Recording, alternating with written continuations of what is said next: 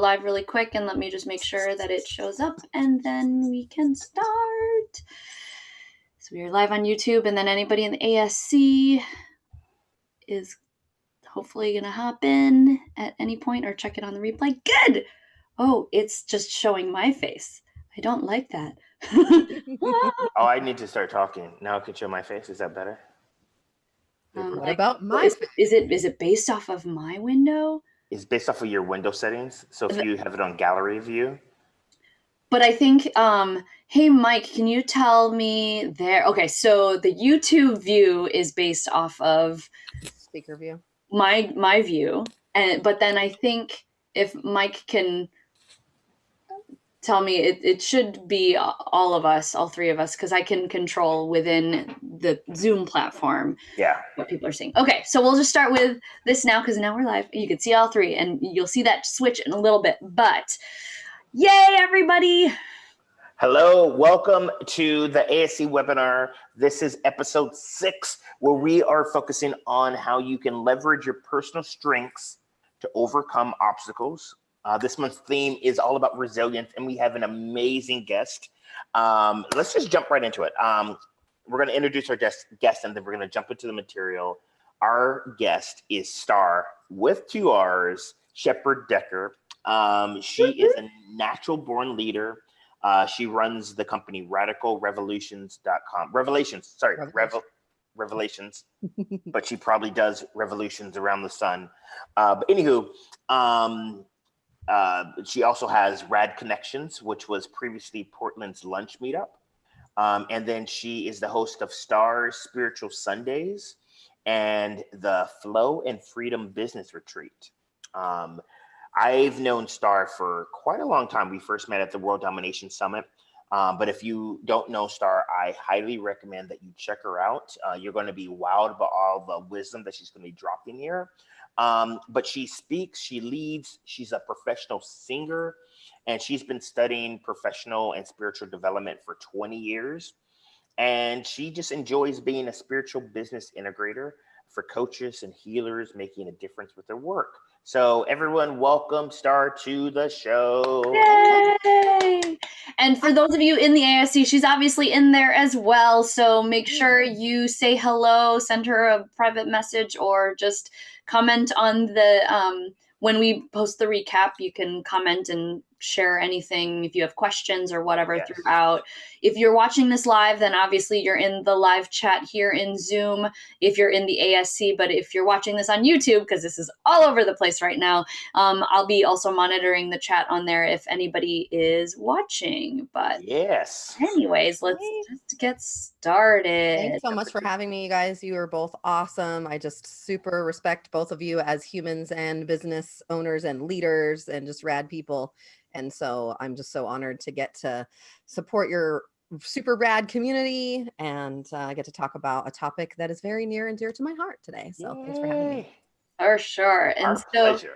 One of the things that I wanted to, we want to start with, just because of the fact that, we want to kind of set the stage and set the intention. But, by the end of this hour, we want to talk about, really what is resilience as we're looking into this, and then how we can actually leverage resilience to grow personally, professionally, and all the things. We're going to share some real strategies.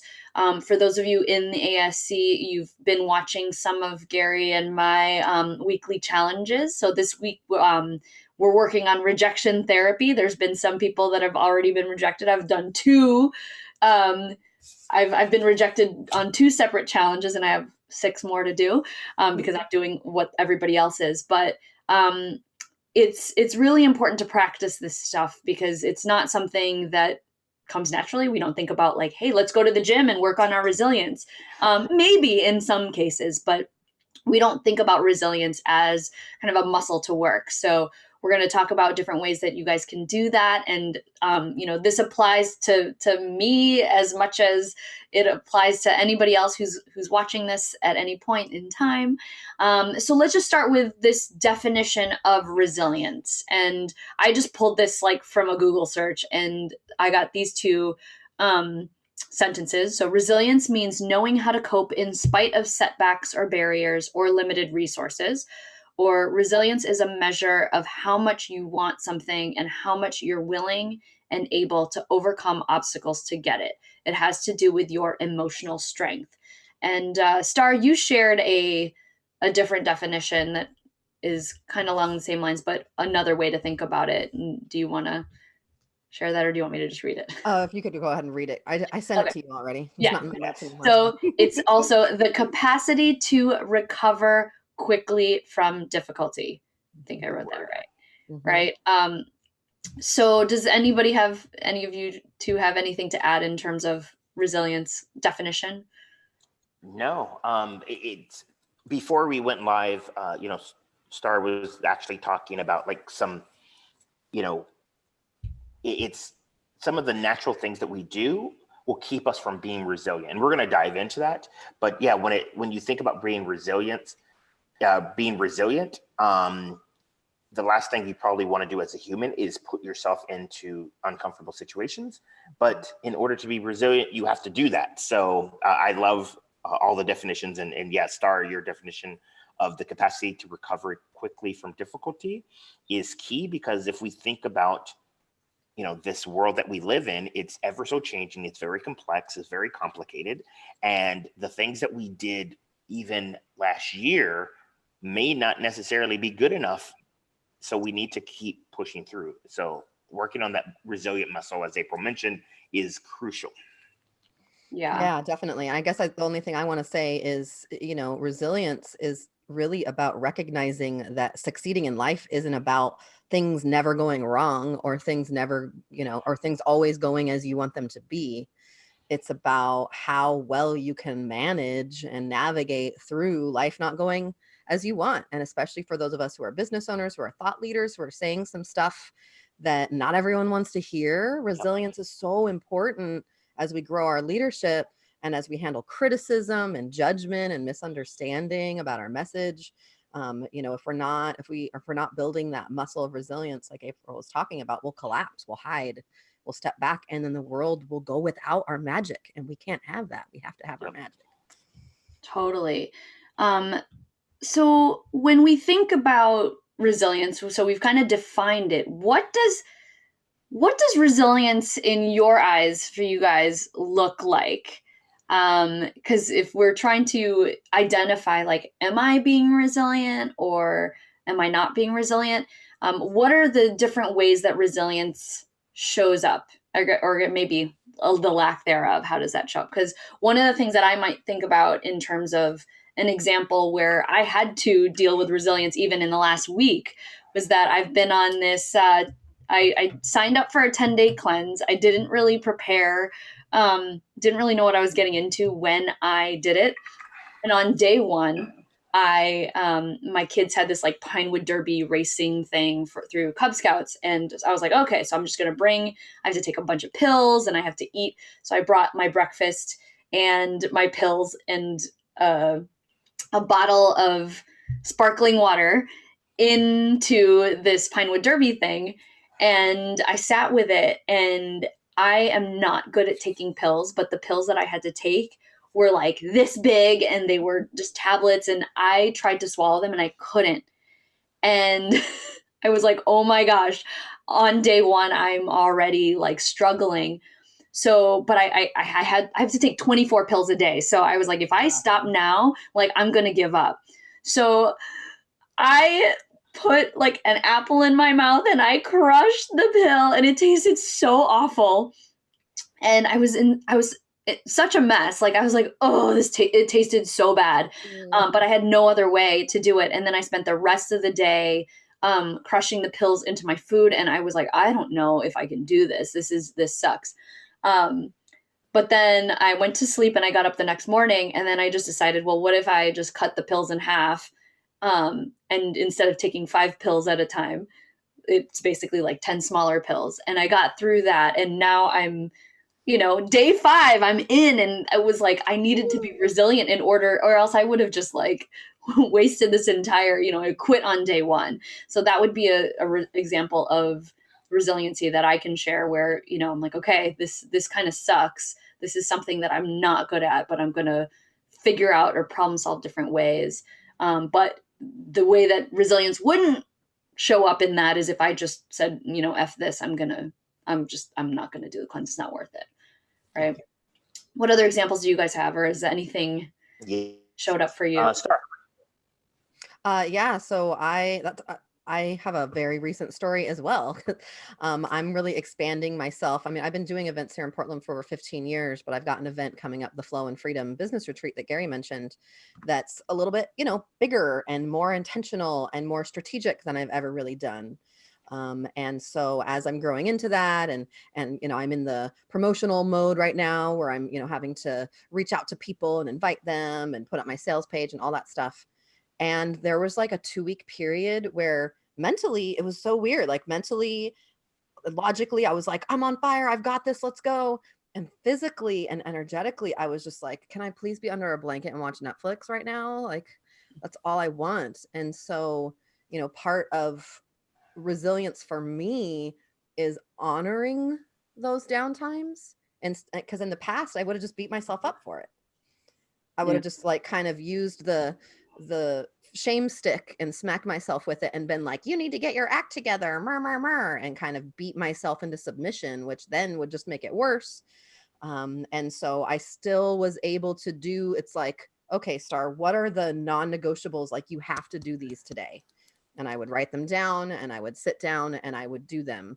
And then it was like, am I okay to be off today? Like, can I just take care of me right now? And I went back under the blanket and grabbed the Netflix and grabbed the hot tea. And I'm really glad that I allowed myself to do that without a bunch of shaming and making myself wrong. Because then last Friday when I woke up and was like, oh, thank God, here I am, I'm back. I didn't have to deal with like weeks of self-abuse and then recover from all the self-abuse that I had put myself through. Wow. So my resilience was just being really kind to myself. And I'll be talking about that today, but just like really honoring myself and being accountable and really making sure that I'm getting the stuff done that needs to be done and not letting myself off the hook or giving up, like you were saying. Yeah. Love that. Awesome. And for me, like April said, resilience is a muscle. And it's one of those things where I feel like sometimes you have to call in this resilience that you didn't even know you had. And because you are working on it in other areas, it shows up, where you need it most. And for me,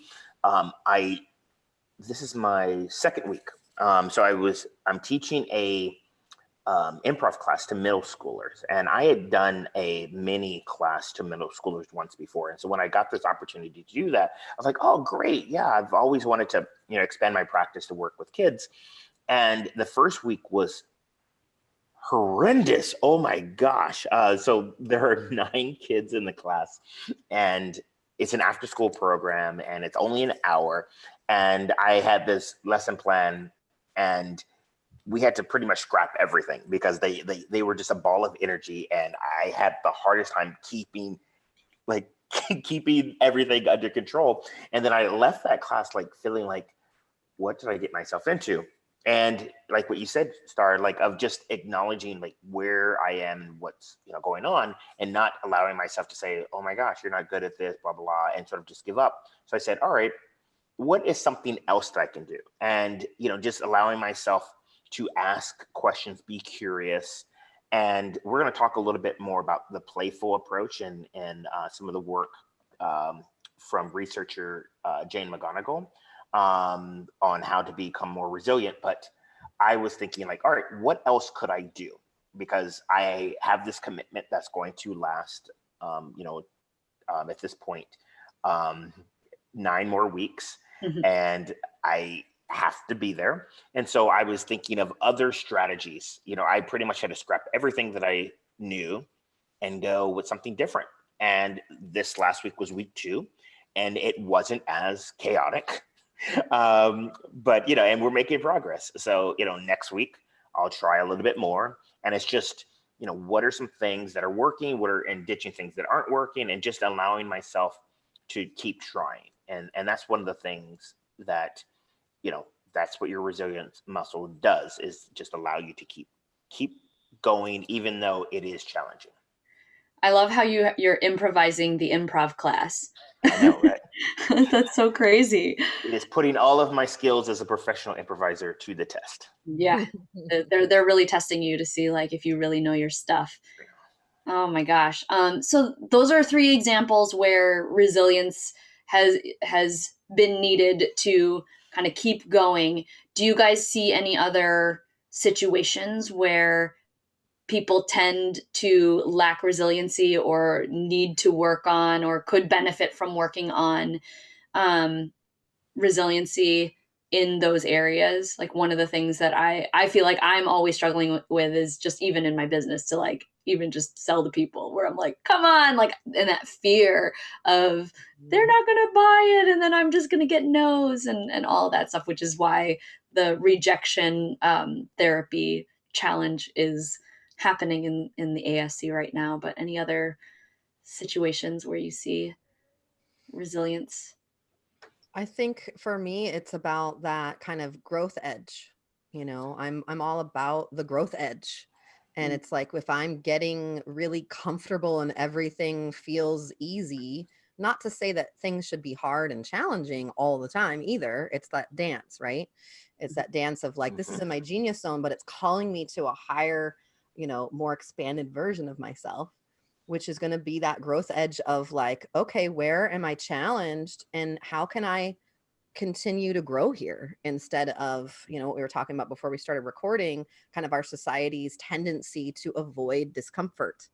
You know, we live in a very kind of comfort-based society, especially here in America. It's like quick fix, comfort, you know, and I want it now and I don't want to be uncomfortable and I want to shut down anything that makes me uncomfortable. And so I think for me, just that continued growth edge of like putting this event on where, like I said, I've put on events before, but this one's different. This one's like more focused into my work and it's going to be, you know, a bigger opportunity for people to work with me in the future. And I'm going to really bring in components that light me up that I have talked myself out of bringing before, because other marketing coaches told me like, oh, well, don't say that until they're your client.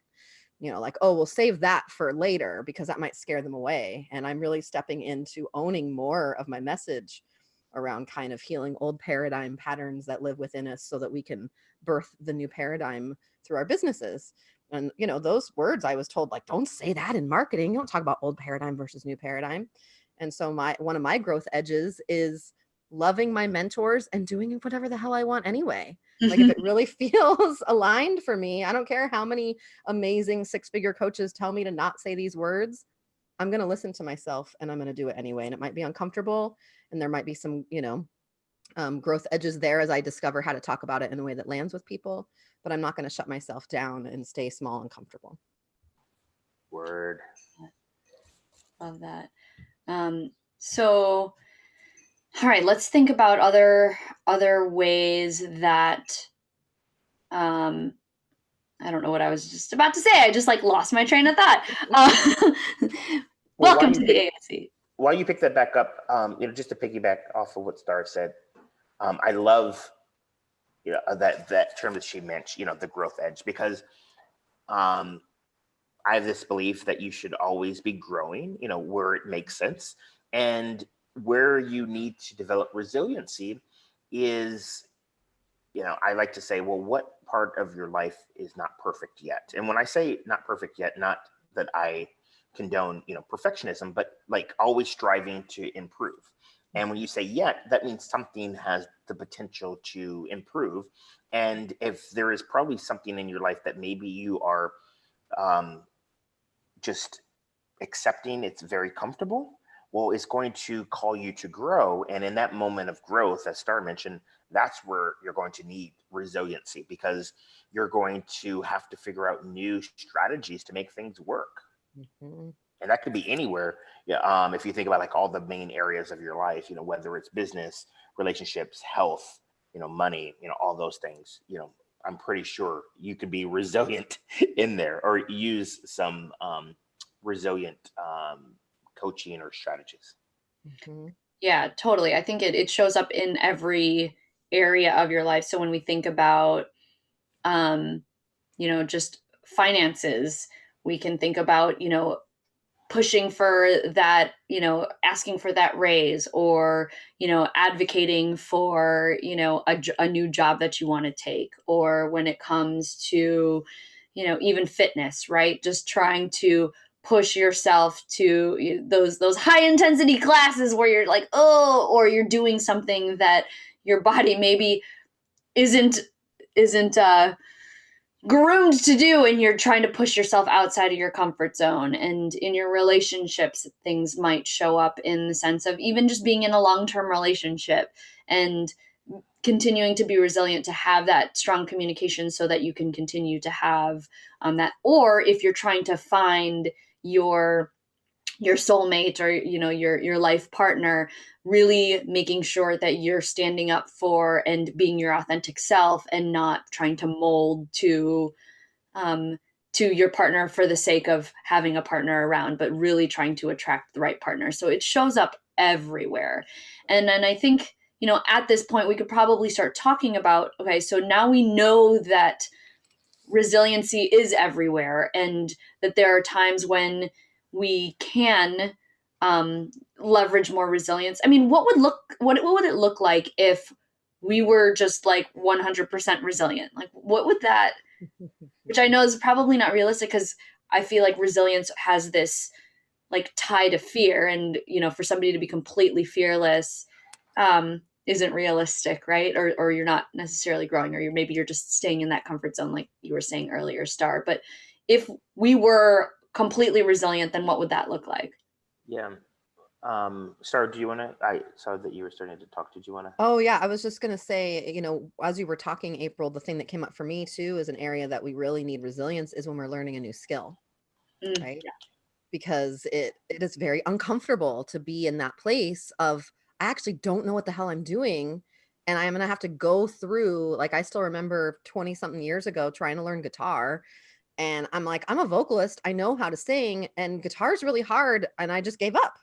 And I wish I would have had that resilience then to go through discomfort of getting the calluses on my fingers and not being good and playing songs that are bad so that I could get to the songs that are good. And so I just wanted to bring that up a little bit. So I think if we were 100% resilient in that scenario, we would just learn the thing, and we would be willing to stumble and fall. It would kind of look like, we use this metaphor a lot, that, a young baby falls like 200 times when they're learning to walk.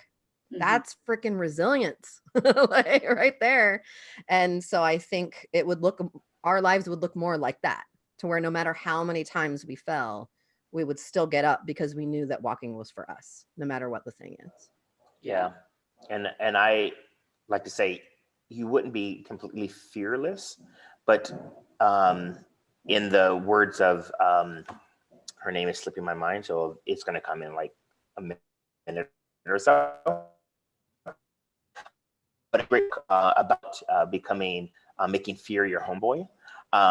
She said, instead of being fearless, you should fear less. And when you are completely resilient, you have optimism, knowing that you have what it takes to overcome challenges. Whatever challenge may show up, you are confident in your ability to overcome it. Oh, I like that. That's great. I like that too. All right, shall we talk about some tactics? Yeah. Her name how is to Julie Holler. Julie. So I knew it was going to come. It's just that Julie. So anyways, but yes, let's jump into some tactics. Cool. All right. So, Starr, I know that you have 5 different ways to be resilient. So we're at this point where we're like, okay, we know what resilience looks like and what it doesn't look like. We maybe have thought about in our own process of kind of absorbing this information, just kind of feeling where we could be more resilient, and how it can show up in all the different areas. So what are some practices that we can do to really work this resiliency muscle? Yeah. So yeah, I've got 5 keys to building resilience, and then each one of them has danger zones, because I don't want to just be like, oh, do the thing, everything will be fine. It's like, no, there's some things to look out for. And so the first one, and we already kind of alluded to it in a couple different ways, but the first one I think is the biggest key, and has been in my own life and my own building of resilience, is feeling your feelings and actually healthy emotional processing. Because sadly, there's a lot of like really unhelpful advice in the personal development world that has us just like skipping right over our feelings to affirm something positive. And now don't get me wrong, I'm all for positive thinking, and I use affirmations in my own practice and with my clients. But without feeling your feelings in a healthy way first, you're actually just kind of shoving them down inside of you. When my kids were younger, I would tell them that your feelings, anytime you have a feeling and you don't feel it, it goes into a bucket. And when that bucket gets full, it overflows. And we don't really have control over how it overflows in that moment. And so without feeling your feelings in a healthy way, they remain unprocessed in your mind, in your body, and in your energy field, if you believe in kind of that body of work. And quite the opposite of resilience, unprocessed feelings, like I said, when that bucket is full, they come out when you least expect them to. And they usually come out sideways in a way that's kind of out of our control. And they're usually out of proportion to what the situation is going on. And so if you have a feeling that's just like, "Rah!" out of proportion to what's happening, that's kind of a sign for you that you've got some unprocessed emotions that are in there, left over from stuff that already happened. And so I think that the number one key to building resilience and inner strength is to build the muscle of holding non-judgmental space for feelings to show up. I'm going to say that again, holding non-judgmental space for feelings to show up, be validated, and then once they're felt, they actually release. Like once it's done, all feelings just want to be valid. So it's not necessarily that the feeling is true, right? Like, let's say you're driving down the road and someone cuts you off and you almost hit them. There's going to be a physical charge to that, right? You're going to be like, oh my God, I almost died. No, it's not true. But if you don't validate that feeling of shock, of shock and like, you know what, you're right, you did almost die. Otherwise it's going to like get bigger and bigger and bigger and bigger. I know that this happens in relationships where someone will feel a feeling and the other person dismisses it or tries to talk them out of it. And then it escalates, right? Because that feeling just wants to be valid, even if it's not true. And so validating our feelings is so important, and feeling those feelings. Now, the danger zone would be what we call wallowing instead of processing. And, I do a whole body of work around healthy emotional processing, and I'm sure you guys have some thoughts on this too. But my definition of wallowing, a lot of times what we think is a feeling is really our resistance to the feeling. We're like right at the edge of it and it's trying to pull us in. And we're like, no, it's scary. I don't want to go in there. I'll lose myself. And then that pain, that push and pull is what we then define as a feeling. And we go, feelings are really painful. I don't want to have a feeling because it's really painful. Well, that wasn't the feeling. That was you resisting the feeling. That was the feeling trying to drag you into it and you kicking and screaming and shoving. And that's where we get wallowing, is where we just kind of hang out right at the edge of feeling the feeling, but we're really just reliving the story over and over and over and again in our minds. And feeling our feelings actually happens in the body, not the mind. And so that's number one. And number two, we talked about this already too, is face your fears, right? To really look at them. Again, there's this thing in the personal and especially the spiritual development world that says like, well, only look at what you want, right? I got a lot of shame for this as an activist in my spiritual community. Here I was like bringing to the surface of awareness, like these are things in the world that are not okay, like issues of justice and environmentalism and all sorts of stuff. And people in the spiritual community would be like, well, you're making it worse by looking at it. Just look at what you want and let that take care of itself. And I think that sadly, what we're doing when we do that is we're saying, I'm afraid of that. It's bigger and more powerful than me. I don't think I can have any impact on that. So I'm going to look away. I'm going to avoid looking there because it's uncomfortable. And the truth is, turning towards your fears, doubts, and concerns actually helps to take the charge out of them. It helps you to see that no matter what is going on, like you were saying, Gary, resilience is about getting through no matter what, trusting in yourself that there is a way through, right? So facing your fears is like, well, this may not be comfortable. I might need to bring in the team to help me out here, but I believe in myself. I believe in my strengths. I believe in the friendliness of the universe. And I'm going to look at this and I believe that there's a solution here somewhere. Now, I'd say the danger zone is not having the tools or mindsets to actually stand in your own power when you face them, so that when you face those fears, you end up collapsing. So make sure that you have support, or that you have some sort of practice that supports you in really holding trust in yourself when you're looking at this stuff. So number 3, so that was number 1 was feel your feelings. Number 2 is face your fears. And number 3 is learn to reframe and retrain your brain. So, right, it's like there was a lot of rhyming in there. So, and I know that you're going to talk about this, Gary, around like the play aspect, but science shows that when we can reframe a situation differently, either by seeing other sides of the story or by kind of taking a higher view, being the observer, we process what happened in a more healthy way. And so if a situation is bothering you, write about it and see what new angles you can express and perceive. See if you can see the other person's side. See if you can see a greater history that led up to that moment. Whatever you can do, see if you can just think about yourself and the conclusions you're making about yourself in a different way. And then the retraining your brain is really around kindness, which I'll talk about in a minute. And that when we shame ourselves for our thinking, I was just talking about this on Sunday in my Starr Spiritual Sundays. We're doing a whole month on mindset magic. And last Sunday was retrain your brain. And I was talking about how science shows that when you shame yourself, it just solidifies the original thought. So you might think that you're helping by being like, you shouldn't be thinking that, self. And it's like, well, you just made it to where it'll be more likely that you think that next time. But through play and lightness and just like interrupting the pattern and doing something else over and over again can really help to shift kind of that autopilot that our brain does and help you to be more of an optimist. Now, of course, the danger zone here is you have to do the healthy processing, the healing, or of the feelings first, right? Because if you jump to reframe before you process the feelings, then you're just bypassing doing the real work. You're shoving those feelings in your bucket, and then they're going to come out sideways later. And so first feel the feeling. And then once the feeling has left your body and you're like, okay, now I can actually take a step back and look at this, then you can start looking at reframing and how you can retrain your brain to show up differently for you in the future. So that was number 3, retrain your brain and reframe and retrain your brain. And then number 4 is self-care and kindness. You got to take care of yourself. You're the only one who can do it, right? If you're not taking care of you, who else is gonna? And you have to make your physical, mental, and emotional health your top priority.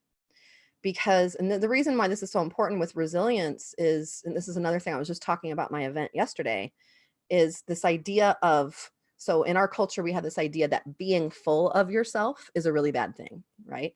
It means that you're arrogant. It means that, you're braggy. You're kind of, self-aggrandizing and all of those negative connotations. But there's a reframe for that, right? So a reframe for being full of yourself is actually filling yourself up with your own energy, so that when you go out into the world and all this other stuff that we're bombarded with, comes at us, then you actually have you that you're bringing to this. You're connected with your core. You're connected with the truth of who you are. And then it's like, okay, that was a little throwy, but I know who I am, and I'm going to bring my full self to respond to this. Whereas if we're kind of, not really taking care of ourselves and filling ourselves with social media without really connecting with ourselves first, then when a tough situation comes up, we're not going to have as much resilience, because our resilience comes from being connected to who we are. And so really, if you're not connected to yourself, if you're not being kind to yourself, if you're not taking care of yourself, you're more easily thrown. You're more prone to burnout and overwhelm, and you take criticism way more personally, right? And self-kindness, which is a little bit different than self-care, which is really prioritizing your physical, emotional, and spiritual and mental wellness. Self-kindness is about really meeting yourself with kindness when stuff comes up. One of the things I like to joke about with my clients is like, we know that we shouldn't be judging ourselves, but then we judge ourselves, and then we judge ourselves for judging ourselves. And then we criticize ourselves, and we criticize ourselves for criticizing ourselves. It's like this never ending, loop of horror. And it's like, instead, that's where that non-judgmental space for stuff to comes into play is like, oh, like kind of being the observer, like, isn't this interesting? I did that thing again. Self-kindness is what I was practicing with myself when I had those 2 weeks of just not really feeling it. Right. And in the past, I would have been so hard on myself. But this time it was like, no, I know who I am. I know my event is going to be great. I know I'm going to bring it. And right now I need something else. And so I'll do the tasks that need to be done in a kind way. And I'm going to give myself that time that I need to. I made sure to reach out to friends more. I got, support that I needed where I needed it, and really was filling up my cup. And this goes back to that, shame versus play approach also. That if you're catching yourself in the act and then you're shaming yourself, you're actually training your brain to not catch yourself in the act anymore and to stay unconscious, right? Because catching yourself in the act was really painful. And our subconscious wants to protect us from pain. And so if every time we catch ourselves doing something that's out of alignment or with what we want, and then we shame ourselves, then we're just solidifying that, and we're making it less likely we'll even be able to have that awareness in the future. And the danger zone here is, don't use self-care as an excuse to hide from uncomfortable situations and conversations. So it's not about protecting yourself from discomfort. It's about going within, filling up that cup, and then going into the discomfort full of yourself, right? So that was number 4, self-care and kindness. And then my 5th key is kind of what we've touched on several times here today, which is be willing to have uncomfortable conversations. I feel bad. I also don't recall where this quote came from. I think it was Gay Hendricks in The Big Leap. But the quote is, most problems can be solved with a sweaty 10-minute conversation. And I love that, because there are so many challenges that we face that can be solved if we're willing to just have a really uncomfortable conversation with someone. And I find that clear and conscious communication is such a key to building resilience, because then, by going in there in the muck and getting through with love and compassion for yourself and the other, and then coming out the other side, that's part of building that muscle of trusting yourself. You're like, wow, I actually did all right in that uncomfortable conversation that I may have been avoiding for a long time. And you can start building trust in yourself, that you're like, wow, even when I'm under a lot of stress or I feel attacked or whatever the thing is, I can still show up. Like, wow, I'm actually more resilient than I even thought. I still remember a conversation with my mom like over a decade ago, and her and I are not on good terms. I had a very, dysfunctional childhood. I haven't lived with my mom since I was 12. But I reached out to her over 10 years ago because I wanted some information about my childhood that only she could give me. And if you would have told me before I got on that phone call that I would have been able to sit on a call with my mother for an hour and not be triggered by her stuff, and to have this distance that I had, I wouldn't have believed you. It took me getting on that call and seeing how far I had come in my own growth, and seeing my ability to just kind of notice where my mom was and not take it personally. That was a huge step for me. But if I wasn't willing to pick up that phone and make that call, I never would have learned how resilient I was in that moment. And many of our fears have to do with other people, right? How we'll be perceived or judged by others, what others will do to us, if we'll be misunderstood. And so by learning clear and conscious communication techniques, you can trust yourself to get through challenges with others. And I would say the best kind of communication is one where the purpose is understanding, not agreement. I teach a whole section on communication, but I think that a lot of, this is like when you have two people that are like almost like they're talking different languages. It's because one is like, I would like to understand more about you, and I would like you to understand about me. And the other person is like, I would like you to agree with me. And those are two very different conversations. It's not going to go very well. And so if you're clear that your intention for the conversation is to come to mutual understanding, that's going to help you with resilience much more than getting in a conversation where you're trying to make the other person agree. And I'd say the danger zone here is, and I am definitely guilty of this myself, is taking it personally when others aren't willing to have challenging conversations with us. And some people just aren't as committed to building their own resiliency. And it's not about making them wrong. It's about honoring them where they are, and meeting people and meeting yourself where you are. But don't use your commitment to resiliency as a way to bulldoze other people. You have to meet people where they are. So those are my 5 keys and my danger zones. I would love to hear any thoughts from you guys. Amazing. Thank you. That was really fun. Thanks for letting me share. Yes, I love everything about that. One of the things that stood up for me specifically was what you said last about two things. One, about coming to an understanding rather than agreement. It just reminds me of my practice in improv. And then, we talk about listening in improv and listening to understand and realizing that everyone comes from their own point of view, and you may not agree, but if you really honor the whole yes and approach in improv, it's not we need to agree and build. It's more of you have been heard, and how can we sort of go from there? And then the other thing is, not everyone's going to be capable of having these tough conversations or going deep like that, and that's okay. You need to meet people where they are. So those were 2 profound things that you mentioned that I couldn't help but to sort of star and write down. So yeah, thank you, Gary. I appreciate those reflections. Yeah, and I'll say that, some of the things that come up for me, and maybe it was just because the last one has just been something that has really been standing out in just conversations that I've been having, and having these uncomfortable conversations. I feel like I've definitely been in the camp of just trying to avoid all and any conversation about politics.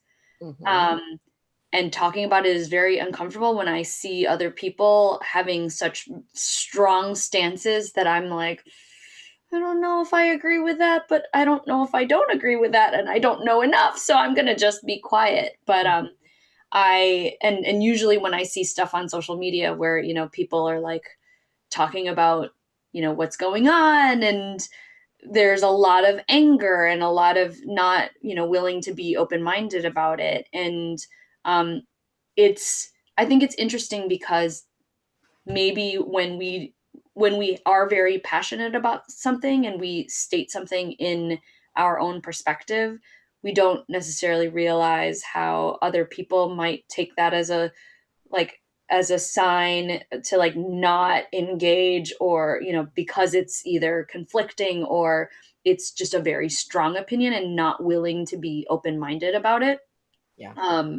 So understanding the difference between being resilient and being able to speak your truth and being able to be your authentic self, that's been a huge part of my personal journey over the last 5 years, as I realized that I was hiding myself, but then also trying to engage in conversation, that when I do have an opinion to share, to still do it in a way that is respectful to other people and how they're, to encourage them to share.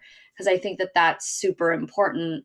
It's one thing to be resilient, to speak your truth, but to also have that open-mindedness where to say, there might be people that will totally disagree with me. Or even if you see something where you're like, I totally disagree with you, but how can you respectfully disagree, but try to understand where they're coming from? Because that can be super powerful in this whole idea of allowing people to really come together. And that's something that I care a lot about, because I want everybody to be entitled to share their own opinion, whether or not I agree with them.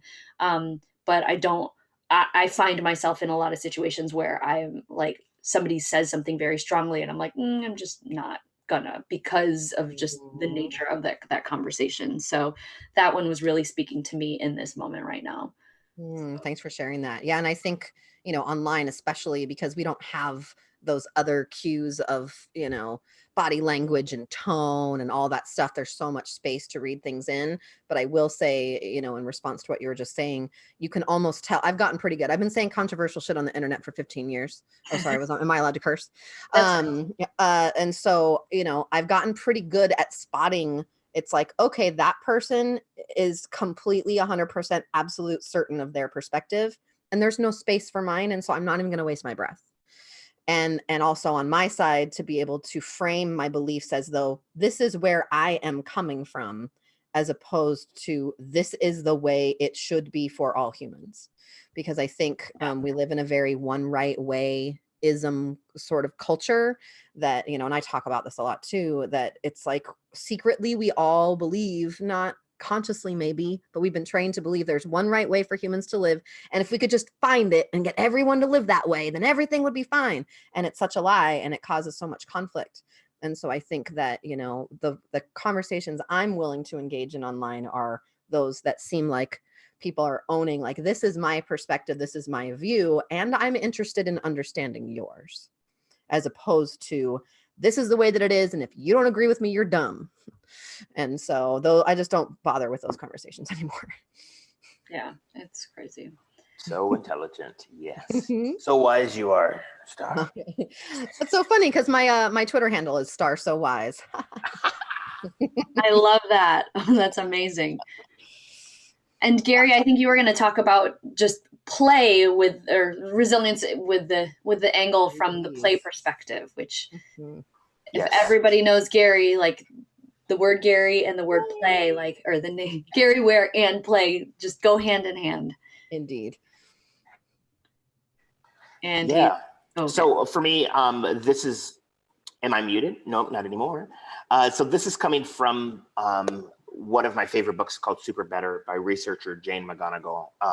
She has an amazing TED Talk about games that will give you 10 years back to your life. I highly recommend that you watch that. But when I read her book, I couldn't help but to agree on the approach. And she talks about being gameful. And what that means is bringing the psychology around playing games that you have to your natural life. So that is, as I mentioned earlier, optimism, creativity, courage, and determination.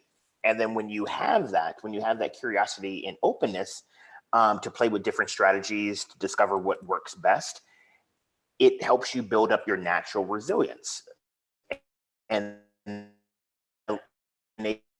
you tackle tougher and tougher challenges with greater and greater success. And it doesn't necessarily mean that you are going to be right. It doesn't necessarily mean that you're not going to have fear, but if you have that mindset, it just enables you to get through obstacles. And I'd like everyone to just imagine, and when I was reading Starr's bio, I was like, yay, a Nintendo fan. Like imagine, boom, Legend of Zelda. Oh, that is so badass. Some people may be too young to know that, but nonetheless, if you think about the last game that you played, whether it was a digital video game or it was an actual game in person, and think about when you made a mistake in the game. Did you just say, all right, I'm done playing this game, never going to play again? Or did you say, all right, what else could I do? And imagine if you brought that mindset to your, sort of day-to-day life, how that would, help you. And one of the affirmations that I say every day is from Super Better. And it is the following, and I invite you to, steal this if you feel like it will help you. And it's, I have a challenge mindset, and I get fired up when I think about tackling the obstacles in my life. And by saying that, it just gets me in that mindset of, you know what, not everything's going to be perfect. But when I am faced with a challenge or an obstacle, I have the ability to work around it. One quick story is, so today, for example, I work at a co-working space, that allows me to work and not have a toddler pulling at my ankles a lot. And there was a lot of traffic today. And so I had a few, when I was sitting in traffic and like standstill traffic, I had a few options. I can just sit there, or I can say, all right, let me regroup. And I sort of got off the freeway and made a few turns and was able to get here faster than I would had I just sat there. And that is just a little minor example, but just imagine if you brought, I like to call the spirit of play into your everyday life. And instead of looking, especially, Starr mentioned, getting outside your comfort zone and doing things that scare you. What if you phrase them, since, Starr was talking about, what was it? Number 3, reframe and retrain your brain. What if you phrased all of those things that you weren't good at as experiments, how you would approach that? And so one of the things that Jane talks about in her book, Super Better, is what you like some fun games that you can do to start to build up resilience. And one of the easiest things is to start to build up your physical resilience. And so what that basically means is your body's ability to withstand stress and heal itself. And a fun game that we're going to all do is I like to invite everyone to make a fist as tight as you can, and then hold it above your head.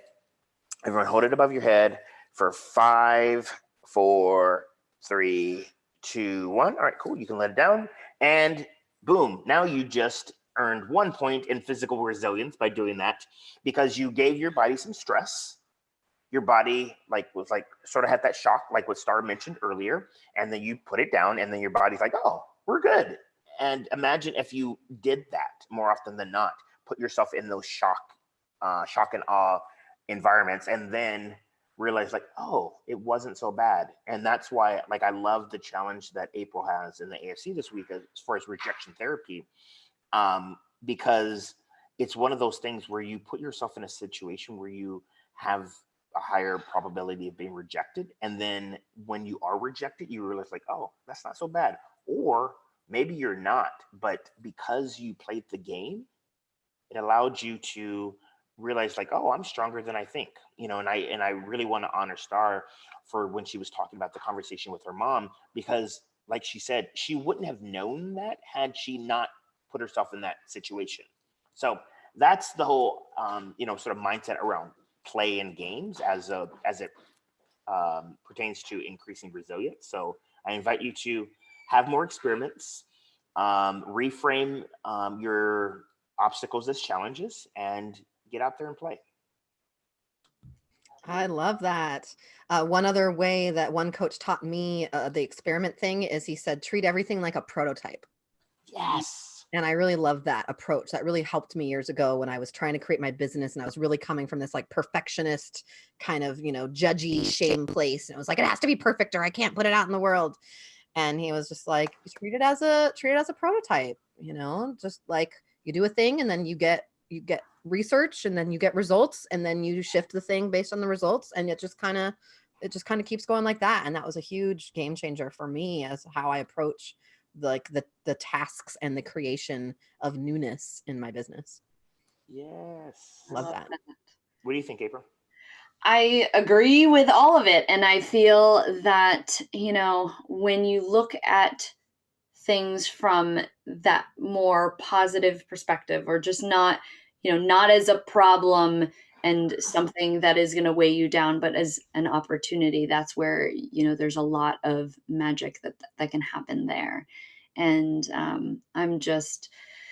I feel too, in just the way that I've been running my business or different things that I try to do, I don't want to follow rules anymore, because it's just there's so many different ways to solve any problem, or there's so many different solutions. It's just, you've got to find out which one is the right one for you. So, yeah, that was some awesome different perspectives and tips to share.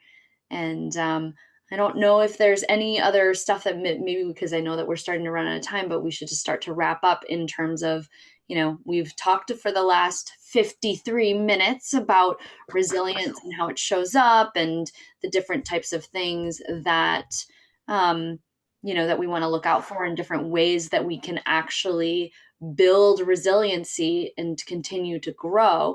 And if any of you who are watching right now or have any questions, feel free to, throw questions in the comments or in the chat or all the different places where this is. But what would be one big takeaway that we can share as, to kind of package this up in a nice little neat button? And if people only had the last 5 minutes to watch, then what's the thing that they absolutely need to know? I will let Starr go first. Ladies first. I see what you did there. Okay, I have to think about this. I think it really is about that ability to be kind to ourselves, and then how, it's like, I know it sounds trite, but it's that saying, it's like, are you committed to this? Are you more committed to your fear than the thing? And it's really like, no matter how much fear happens, no matter how many obstacles are in my way, I know what I'm here to do. And I trust in myself, in my ability to do it. And the more I keep showing up and the more I get through challenges, and that I can build that muscle of resiliency to really honor my own strengths, because that's really what it's about, right? It's like I have I unschool my 15-year-old. He's never been to public school, and of course I get a lot of criticism for that.